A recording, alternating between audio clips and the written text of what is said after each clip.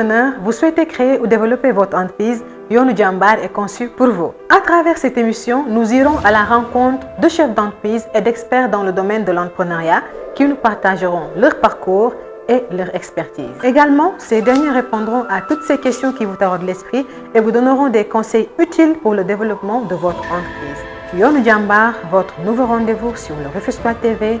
À bientôt.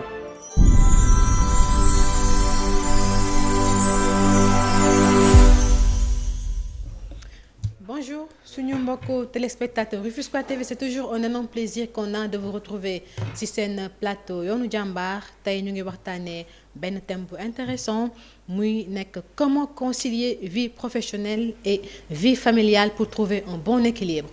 Pour ñu waxtaanee thème boobu noonu on a benn invité bu spécial. Elle se nomme tout simplement Madame Sarr Khadija Niang, nekk créatrice de la marque Dance Fitness, waaye tamit nekk coach en vie saine, assistante coach en art oratoire et en développement personnel au sein du cabinet NECOM. Bonjour Madame Khadija Niang, ñu ngi lay nuyu di la dalal suñu plateau. Bonjour Madame Diène Evita.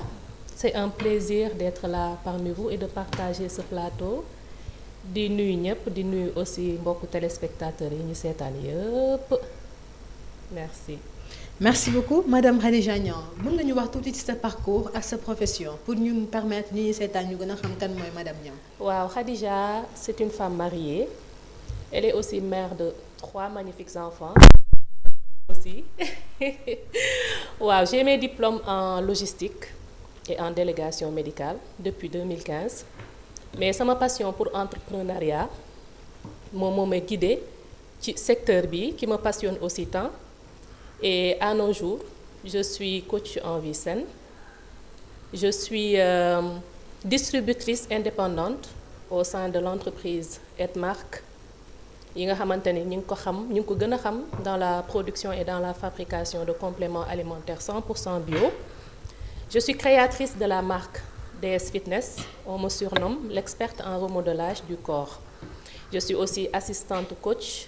dans un domaine qui me passionne tant, muy art oratoire et développement personnel, au sein du cabinet de la nouvelle expertise de la communication managériale. Donc loolu moom mooy sama description. Merci. Description bi am na solo. Dama dégg léegi ci sa présentation Madame Sarr nga ni vous êtes maman de 3 bouts de bois de Dieu. Macha allah yàlla que Dieu les bénisse. Amiin. Dama bëggoon a xam comme am nga objectifs familiaux yu nga war a atteindre waaye aussi am nga objectif professionnel yoo war a atteindre aussi. Comme tout entrepreneur bien sûr. Oui. Comment arrivez-vous à positionner chaque chose à sa place pour éviter d'éventuelles frustrations de part et d'autre? Ce n'est pas chose facile de concilier la vie familiale et la vie professionnelle. Ça, on le sait tous. Donc, c'est pour introduire, c'est juste pour raconter une petite histoire d'une dame que j'ai connue, mais xam naa dama koy tuddee beneen tur pour mën a sàng sutura histoire bi. C'est une dame qui s'appelle par exemple Khadija. Je donne mon exemple, sama tur laay joxe. Boo xamante ni que elle était une femme brave. Nekk nit ku ñu ràññee ci domaine bi nga xamante ni que ci la doon liggéey, am carrière bu rafet nag, am poste bu baax ci entreprise bi mu nekkoon, di voyager partout, am këram, am véhicule de service am et cetera. Khadija bi mu defee rencontre Mohamed, coup de foudre jàll, ñoom ñaar ñu marié.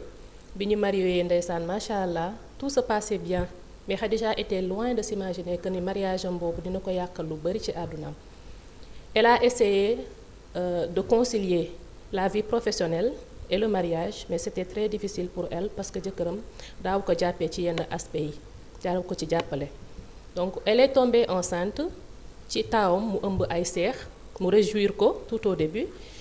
mais après fa la malheuram yépp nar a tàmbalee parce que elle a eu une grossesse extrêmement difficile. Raison pour laquelle dafa dem ba empiéter ci société am, productivité bi mu fa amoon amatu ko fa. Et l'ironie du sort mooy jëkkëram sous prétexte que jabar ji elle n'était plus aussi présente pour lui mu dem utal ko wujj. Loolu nag mu dévasté vie wu Khadija bu baax a baax. Mu mujj divorcé ak jëkkëram perte emploi am parce que société bi dañ ko ne carrément elle n'était plus aussi productive te ñoom productif la ñu soxla ci société bi. Donc si Khadija avait pu concilier sa vie professionnelle et sa vie personnelle kon du egsi fii du perte lépp du perte tribord perte bâbord aussi. Donc man am naa ci expérience parce que tout au début c'était très très difficile parfois dama daan génn egsi yenn heures yi sama kër monsieur Sarr mu ngi may dégg cautionné wu ko. waaw moom mën nga def loo bëgg bëccëg bi mais guddi gi je cautionne pas et il a parfaitement raison parce que bu fekkee da nga concentré wu de trop ci liggéey bi tu risques de rester en rade ton mariage et l'éducation aussi de tes enfants alors que bu njëkkaan li gënoon mooy jigéen toog ci kër gi gérer ménage am gérer ay doomam góor dem uti ndax góor moom moo am cëru dëkkal dëkkoo ak dundal mais conjoncture dëkk bi moom moo ñu permettre loolu benn salaire wala benn source de revenu mënta yor kër te soxla yi aussi dañuy gën di yokk raison pour laquelle tey ñu jël tubéyu sër bi takku ko jël tubéyu ceinture bi takku ko ñu fas yéene jóg dem liggéeyi pour jàppale suñu bopp jàppale suñu borom kër jàppale aussi suñu doom ci seen avenir donc c'était très difficile au début mais man bi ma demee ba xam ni que sama génn bu fekkee ne dafa bëri dafa nar a empiéter ci sama kër te ma soxla gis sama kër nu ñuy évoluer parce que man j'ai toujours été contre waxuma nag ñi koy def li ñuy def baaxul mais gisuma man Khadija ma accoucher jël sama parental bu am 3 mois yóbbu ko crèche du ma passer ak moom des journées du ma assister ses premiers pas ses premiers mots lépp nit ku étranger di ko def à ma place man loolu sama xol daal nanguwu ko moo tax sama entrepreneuriat man regretté wu ma ko benn yoon moo tax man ci business en ligne man ci loolu lañ ma xam te ci laa percé te ci li ma gën a percé mooy TikTok instant bi ñi may seetaan ñi ma xam ñëpp pratiquement réseau boobu lañ ma xamee parce que tout est digitalisé actuellement dans la vie il faut utiliser les réseaux sociaux de manière lucrative maanaam mu nekk loo xamante ne que lu lay jëriñ la nga créer activité de revenu boo xamante ne au confort de chez toi di nga mën a am xaalis bi ma demee ba trouver circuit boobu nag ci laa ci jàpp ba mu dëgër ne lii moom duma ko bàyyi macha allah donc looloo tax man sama biir kër 3 chambres salon la ñu am donc dafa am benn concept bu ma gis ci internet bi du loo xamante ne que lu bees la mais je me suis inspirée de ça en quoi faisant dama créer benn small business room 3e chambre bi nga xamante ne fa lañ defoon bagage yi empilé ko fa amaluñ ma benn njëriñ au lieu may dem di uti ci boutique ci biti di am charge locative ak di déplacé wu du ma gisanteeg sama njaboot sama biir kër laa defar sama boutique boo gisee su ma taxawee foofu di def vidéo da ngay am impression que ni maa ngi ci biti fekk maa ngi ci biir kër gi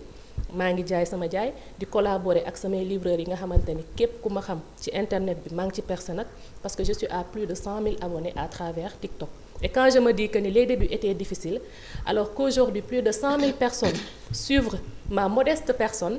ma leen di inspirer di leen tette di leen won yoon di leen dimbali ci wàllum wér-gu-yaram ak richesse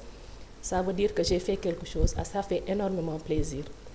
donc man noonu laa def pour mën a concilier sama vie familiale ak sama vie professionnelle je génère mes revenus pour résumer le tout au confort de chez moi macha allah. macha allah am na solo j'espère que jigéen ñi lay seetaan aussi dinañ trouver le bon équilibre en suivant vos pas bien sûr. Merci. Parlons de l'organisation. Organisation parce que ku ne xam na ni concilier vie professionnelle ak vie familiale c'est tout sauf chose aisée. Donc organisation bi naka nga gis ni noonu la war a demee il faut être organisé bien sûr. Mais en quoi faisant naka nga war a def da nga war a déléguer tâches yi. da nga war a am du temps pour soi. naka la war a demee en fait yan tips ngay jox. les femmes man déjà voilà sama business. nécessité wul sama présence physique. ndax xam naa ni fi mu nekk nii su ma doon liggéeyee entreprise.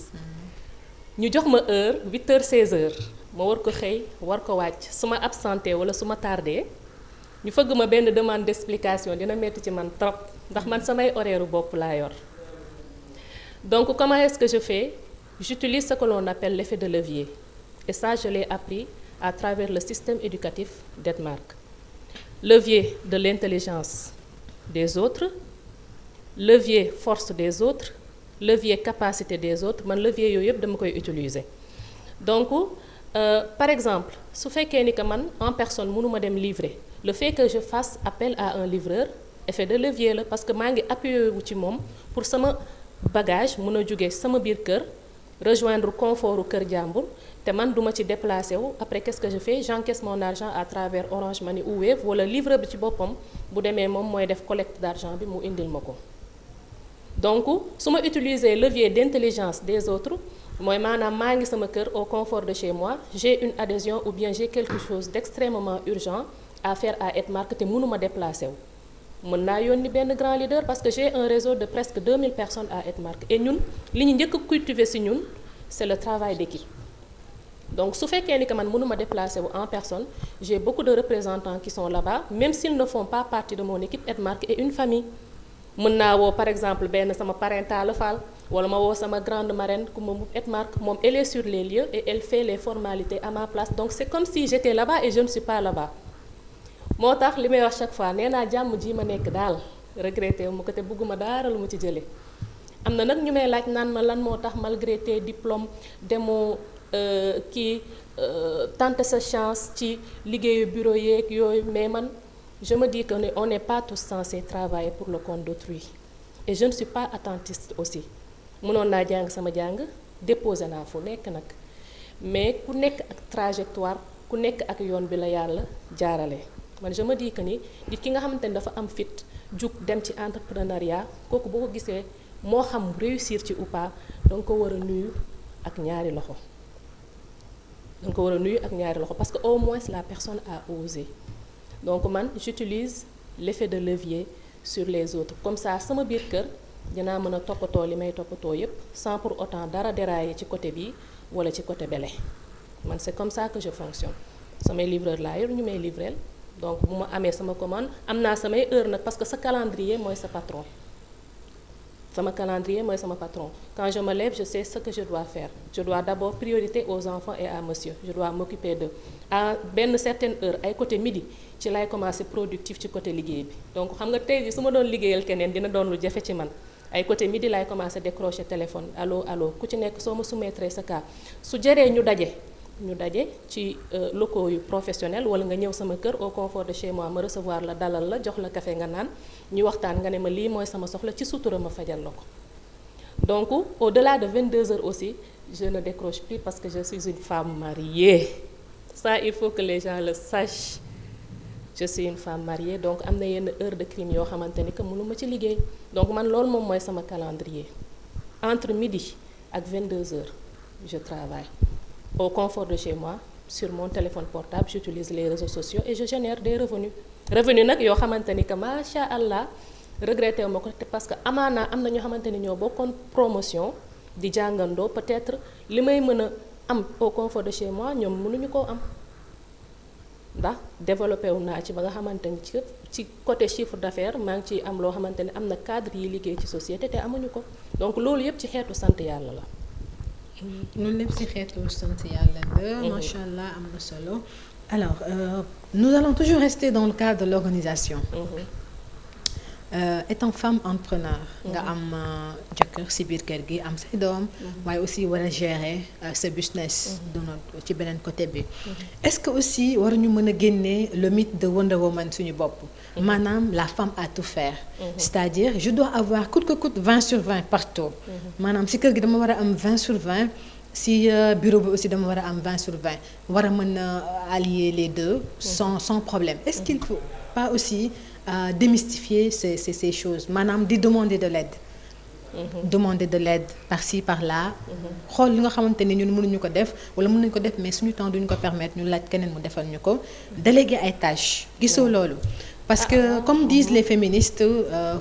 loxo ñaari loxo mooy takk tubéy mais ñaari loxo mooy takk sër. certes c'est vrai mais am na loo xam ne aussi jàppalante da ciy baax. tu es avec ton mari dans ta maison mais jàppalante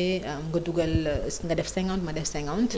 loolu tam da ciy baax. est-ce que waruñu génnee ce mythe de Wonder Woman c'est-à-dire Superwoman qui a 20 sur 20 partout. ci suñu bopp xam ni nous sommes juste des personnes simples et que war nañu mën a déléguer certaines tâches. effectivement benn instant nag dañu war a nekk ci lâcher prise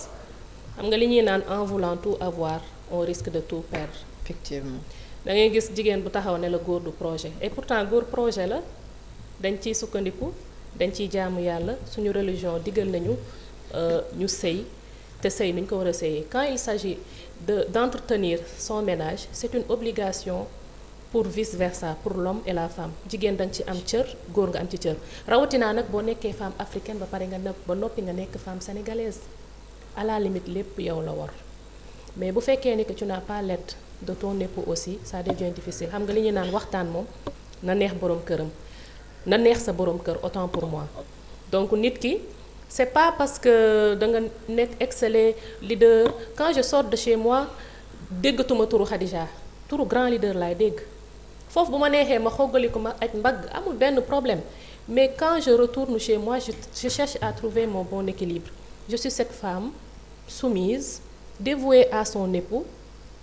attentionnée envers ses enfants maanaam Khadija bi nekk ci biir ak ci biti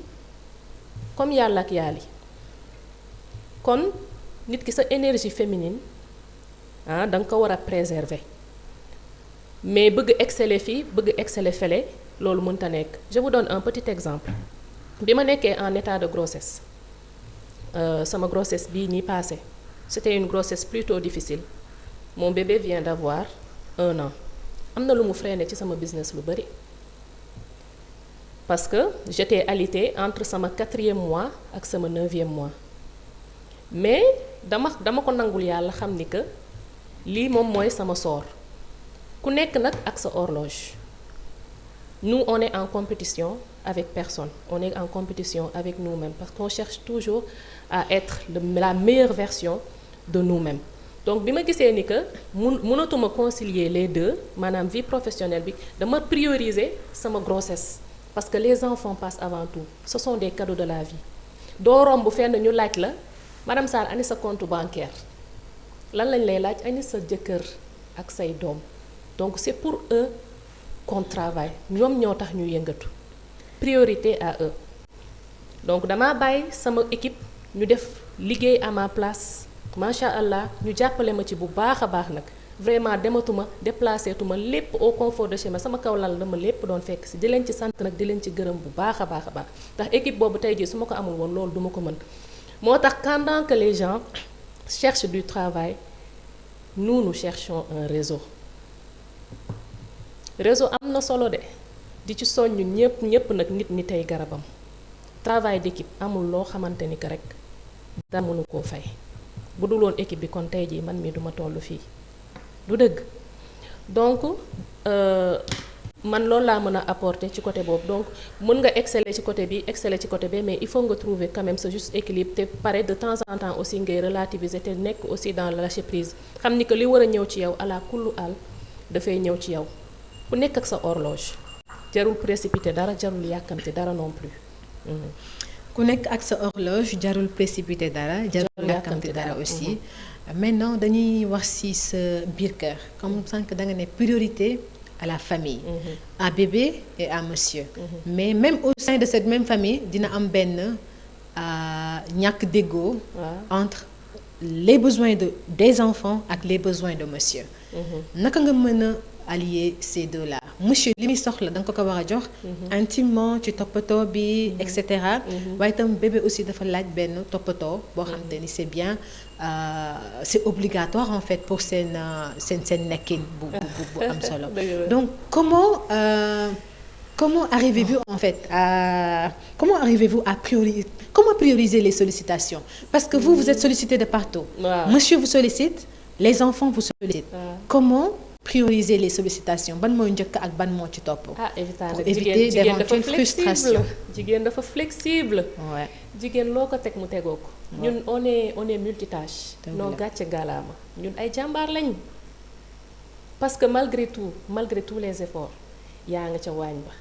yaa nga ca grossesse ba yaa ngi ca table accouchement bi yaa ngi ci service su monsieur non nañ tàccu jigéenu sénégalais yi. standing ovation franchement. mais nag à un moment donné aussi góor yi aussi dañuy xam ni que madame xëj na lu mu mënatu ko à 100%. parce que ñun fii ñun ñoo am culture. mais ça arrive quand même. ñun ñoo waaw bien sûr. voilà yooyu moom ça génère quand même des frustrations. waaw du si ñàkk de part et d'autre. mais xam nga doom bi yéen ñaar yéen a ko sekk. donc ba ngay mënal sa bopp nga nekk yow kese bokkut ak Khadija bi nga xamante ne léegi elle est mère de 3 enfants les responsabilités ont augmenté priorité aux enfants te ça moom monsieur doit le comprendre aisément. mais da ngay gis góor yoo xamante ne naan waaw talatul dara ndax doomam bi et cetera est-ce que yow jàppale nga ko ci doom yooyu yéen ñaar yéen a ko sekk góoru sénégalais yi tamit loolu moom dañ leen ciy woo dee leen jàppale di bambaane xale yi di téye tel que les charges sont partagées à l'extérieur jigéen bu jàppee fii góor jàpp fele loolu tamit ñu ngi koy sàkku ci yéen bu baax a baax a baax on n'a pas une pierre à la place du cœur. yaram yi lañ yor yaram bu am deret ak veine donc ñun tamit même si on ne vous le dit pas même si ñun la war on a besoin d'aide de votre part et beaucoup de compréhension parce que c'est pas chose facile jigéen takk sëram boot doomam da ngay xool te nag maa ngi seetaan benn émission Pape Sidi Fall boo xamante ni que ça s'est fait à 4 heures du matin mu ne 4 heures du matin nañ xool jigéen ñi lan la ñuy liggéey ay jigéen rek ngay gis ñu romb te c'était des femmes âgées yoo xamante ni mi ngi leen romb ñii ñi ngi boot doom ñii ñi ngi waaxu di dem ca marché ba di xool lan la ñuy suturloo pour indi ci kër yi donc ñun bu ñu fi nekkul vraiment làmbaay dina ñaaw bu ngeen jàppee ci école bi ñu ngi jàpp ci location bi bu ngeen jàppee ci courant bi ñu ngi jàpp ci ndox bi comme les charges sont partagées nag lu ngeen ko gën a oyofal rek ñun tam ñu jël dafa laaj compréhension bu baax parce que c'est pas facile li nekk sa bopp bi mooy bëri te attentes yi aussi dafay bëri mais priorité aux enfants ndax seen bien-être moom mooy passer avant quoi que ce soit ndax les enfants ce sont des êtres qui sont vulnérables yow au moins tette nañ la yiir nañ la nàmpal nañ la ba nga suur màgg nga nekk nga kilifa am nga soxla mais xale yi nga xamante ni que dañu judd sosoo ci sëy bi ñoom tamit dañu soxla tette yiir ñu màgg donc mënoo leen négliger benn yoon te loolu ça se comprend aisément moo tax daal góor yi daal nañ ñu jàppale bu baax ci côté boobu waaw di sant sama borom kër bu baax ndax bu dul woon moom tamit du ma egsi fii ma egsi mënoon na bokk ci góor yi nga xamante ne dama jug pour def entrepreneuriat mu tere ma ko te il serait dans ses droits les plus absolus mais moom deful loolu chaque fois mi ngi xool nan lay def pour accompagnement waaw mi ngi xool samay flexibilité parfois nag mu yëngal tuuti mais bu ñu waxtaanee rek après dañuy juboo lépp waxtaan la rek tout est dans la communication. donc di ko ci sant moom tamit waaw la complicité di ko ci sant di ko ci soññ pour mu gën a góorgóorlu waaw te mu xam ni que elle a une grande dame à côté d'elle boo xamante ne que dina ko propulser waale boppam ci horizon yoo xamante ni amaanaa sax xalaatu ko woon loolu laa bëgg pour suñu bopp donc loolu yëpp ay projet la de couple incha allah ñu ñaan yàlla egg si rek incha allah lépp naxante la rek à éviter on trouve très ambitieuse et lu baax la en fait si femme entrepreneur alors madame Sarr maintenant on va parler du coaching en vie saine. Pourquoi vous avez choisi ce domaine, le coaching en vie saine? Avez-vous fait une formation dans ça? da nga def formation en coaching ci vie saine. wala dafa nekk passion ci yow. expliquez-nous pourquoi ce domaine et pas les autres. mais aussi je suis certifiée coach en vie saine à travers l'entreprise bi nga xamante ni que moom laa nekk partenaire am muy Edmark. Parce que Edmark ne se limite pas seulement à l'achat et à la vente des commercialisations des produits, mais ils ont un système éducatif qui est capable de transformer les personnes de 0 à héros, de rien à quelqu'un, d'ordinaire à extraordinaire, comme ni ñu koy waxee, de kocc-koccal à gàcc-gàccal. Donc j'étais pas la personne que je suis devant vous il y a 5 ans de cela, parce que Edmark 2019 laa ko rejoindre. Et je suis pas allée dans la société aussi pour revendre les produits. À la base j'y suis allée parce que dama amoon ay feebar yu nekk ci man ma dem ñu faj ma ci faj boobu noonu maanaam man business bi moo ñëw ci man mais du man maa dem ci moom looloo tax quand je parle avec authenticité, je parle avec joie, avec un cœur rempli d'émotions. Parce que vous l'avez vécu en quelque sorte. Je l'ai vécu. Oui. Li ñu naan la gratitude amène l'abondance. Il faut toujours être reconnaissant. Reconnaissant d'abord envers Dieu, puis envers képp koo xamante ni que defaral na la lu baax. doguma la dañ naan ku santul nit sax doo sant yàlla. Exactement. Vie saine dafa bokk ci sama vie. Parce que man je fais partie de cette tranche bi nga xamante ni que dañoo am le syndrome des ovaires polykystiques. wala OPK te OPK c'est une maladie qui est incurable lenn kese mooy atténuer symptômes yi muy nga mener une vie saine nag lan la manger équilibré dormir assez tàggat yaram bi maanaam nga def sport bañ a sombrer ci sédentarité léegi nag manger équilibré boobu moom moo nekk problème parce que nous en réalité nous ne mangeons pas au Sénégal nous nous remplissons le ventre. Effectivement. C'est pas pour rien que l'OMS recommande de manger au moins 5 fruits et légumes par jour c'est pour moytuloo ni tout ce qui est acidité corporelle yaram bu acidé dafay am fulaay dem puiser sur tes organes vitaux et tes os pour mën a réguler acidité corporelle boobu pour comme ça yaram bi mën a am ferñeent fruits ak légumes yu doy pour mu mën a alcalin autant pour moi fruits ak légumes bu doy bu nekkee ci yow ak hydratation mu noonu mat yaram bi du acide dafay alcalin or que nous mangeons acide trop acide 80% acide la 20% alcalin te plus sa yaram di gën a acide plus muy jege yenn feebar yu ko mel ni cancer et cetera donc man fi Edmark jaar ak man ma taxawoon ci njur lu yàgg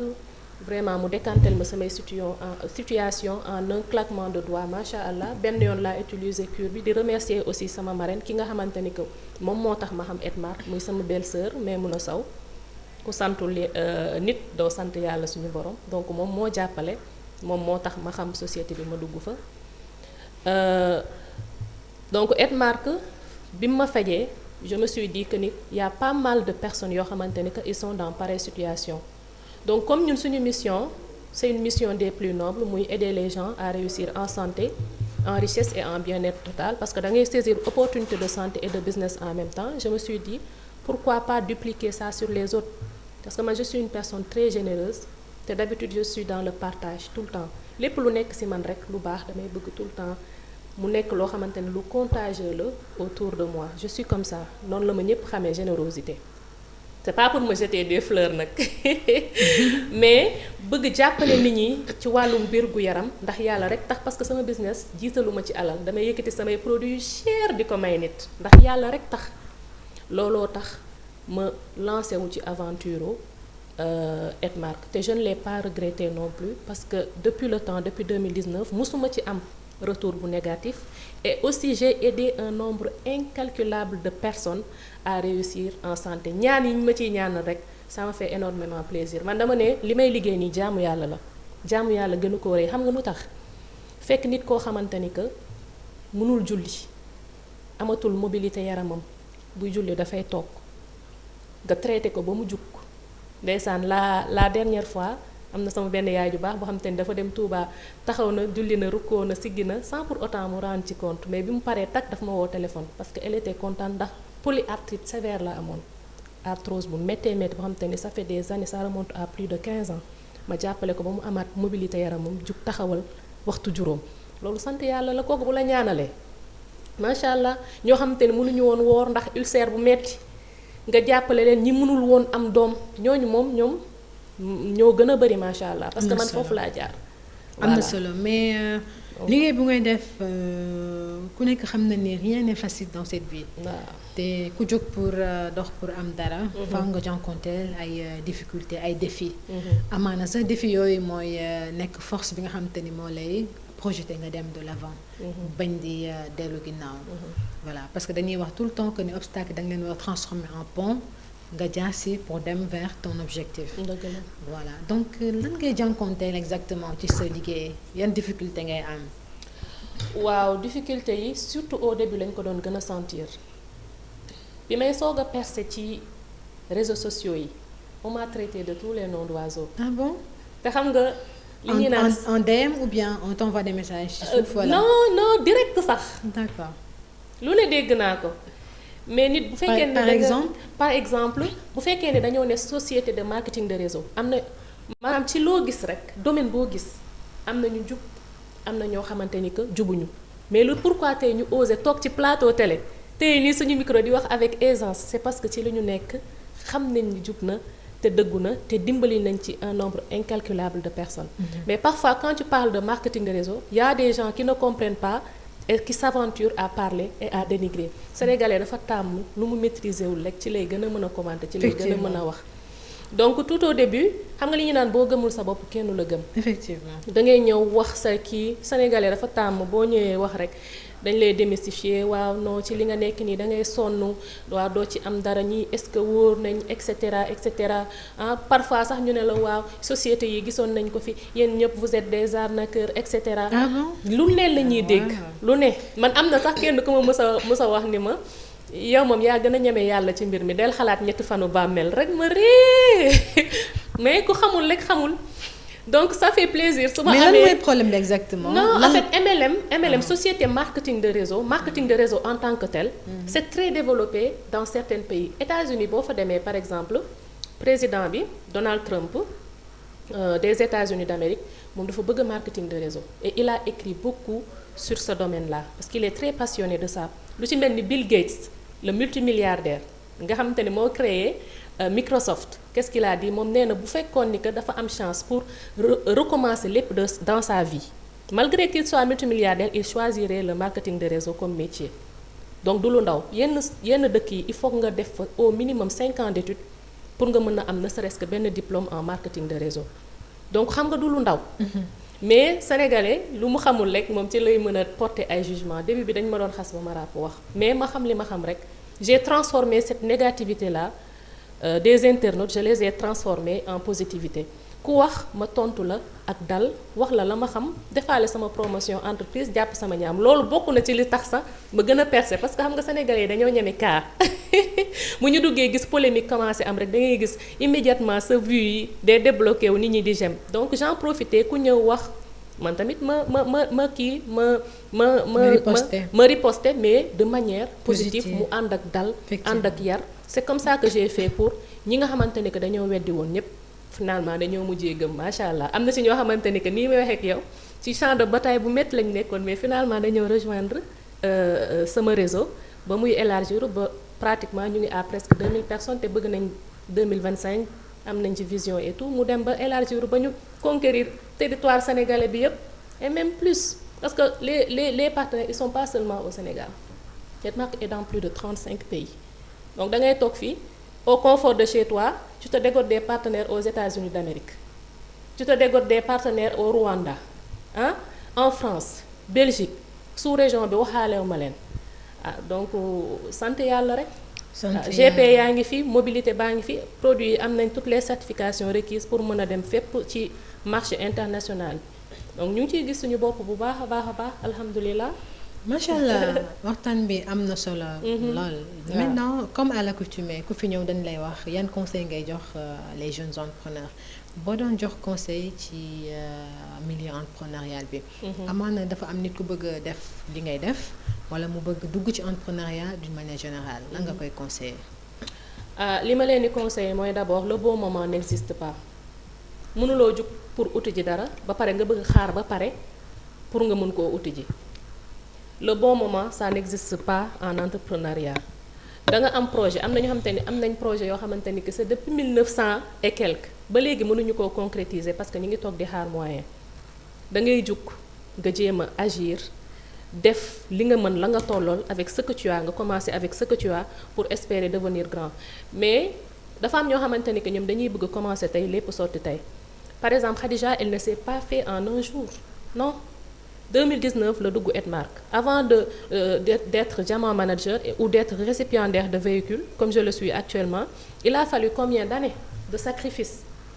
donc nit ñi dañuy gis réalisation nii rek ñu yaakaar ne lu yomb la alors qu'il y a un travail acharné qui s'est fait derrière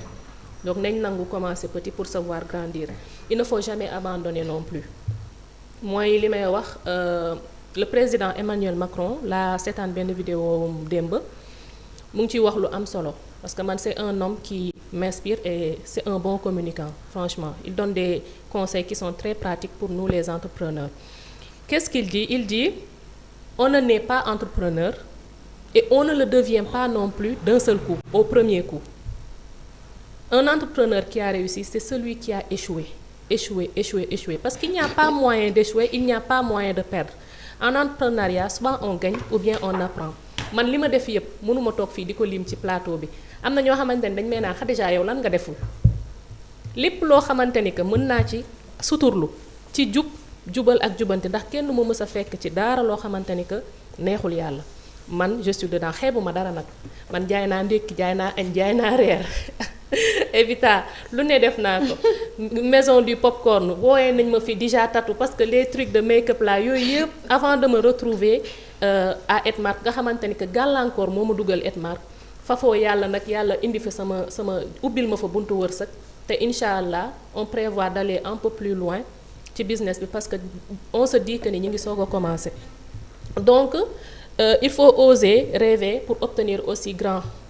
entrepreneur tant que yow say rêve maanaam rêve xam nga lu illusion la rêve illusion la rek loo xamante ne da ngay toog nii ne ay man su ma mënoon am lii tant que rêve yooyu sursauté woo luñ la maanaam xalaatoo ko rek tëb xamal ni que yow rêvé woo ba tey te boo osé wul rêver grand pour nga obtenir grand dina doon lu jafe ndax nous attirons toujours ce à quoi nous pensons loolu ci loi d'attraction lañ koy jàngee donc da ngay oser nga rêver grand te nga visualiser aussi nga xam sa pourquoi lan moo tax may def lii est-ce que li may def nii je le fais avec passion bu ko defee nga jéem a dox ay tànk jéego def la nga ca war a def te c'est tout ce qui est procrastination maanaam remettre à demain wala au lendemain ce que tu dois faire aujourd'hui fais ce que doit être fait maintenant incha allah sur une période donnée incha allah di nga gis affaire yi dina indi fruit parce que yàlla du fay wax di bàyyi jëf te ku yàgg ci teen dañuy naan baag dina la fa fekk si juste pour dire que képp ku bëgg a dugg ci entrepreneuriat ne t'attends pas à ce que ça soit facile société bu la fi proposé wala partenariat bu ñu la fi proposé ngay toog muy dox ñu naan laan da ngay investir 5 minutes de ton travail de ta journée pour gagner tant d'argent dawal fii lépp lu ñu fi am dañ koo liggéey lépp lu ñu fi am dañ koo ñàkk sonn ci soog koy réaliser dara yombul ci àdduna donc man conseil boobu laa lay jox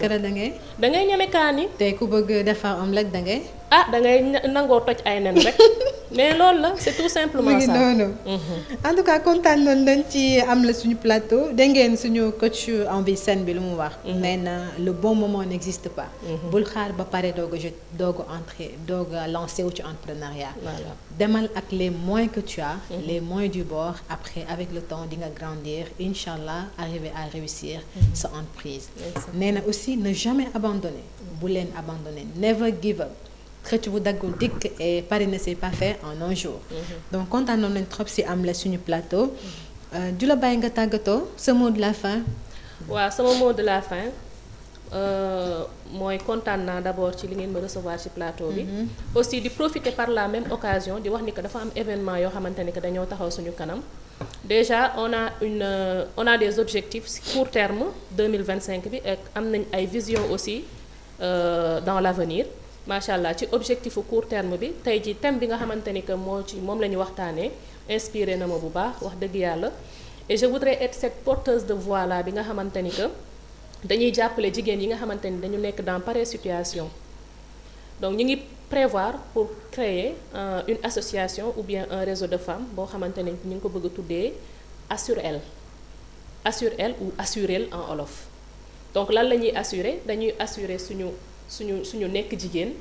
assurer suñu vie professionnelle assurer suñu avenir assurer suñu vie familiale assurer suñu éducation doom te duñu yàqal dara ci suñu nekkin jigéen donc dina am ci biir ay zone d'intervention yu bari intervention psychologique d'ordre psychologique des interventions d'ordre social des interventions d'ordre économique ak éducatif lépp nag 100% féminin bu ma kenn nag taxe de féministe lépp 100% féminin tout pour le bien-être de la femme di ci woo ñi ci war a jàppale aussi ñu jàppale ci bu baax bis bu ñu defaree suñu business plan parce que je suis en collaboration avec des collègues coach yoo xamante ne que yàgg nañ et elles sont très dignes de confiance macha allah di leen saluer au passage dinañ ci liggéey bis bu ñu ci waree concrétiser aussi incha allah nous promettons de très belles choses ndax bokk na ci li ñu bëgg mooy ñu ràññee ñu ci milieu bi ñu nekk ñu xam ni que jigéen tëlewul dara jigéen jàmbaar jigéen mën nga nekk au front mën nga nekk koo xamante ni que warrior ngay nekk am sa avenir décroché ko te du la yàqal dara ci sa vie familiale loolu moom wax dëgg yàlla drapeau la boo xamante ni que bëgg nañ ko porter pour toutes les femmes incha allah ñu jàppale leen ci am nañ nag ay expo vente yoo xamante ni que ñu ngi koy waajal ci mois de janvier bi le 12 janvier par exemple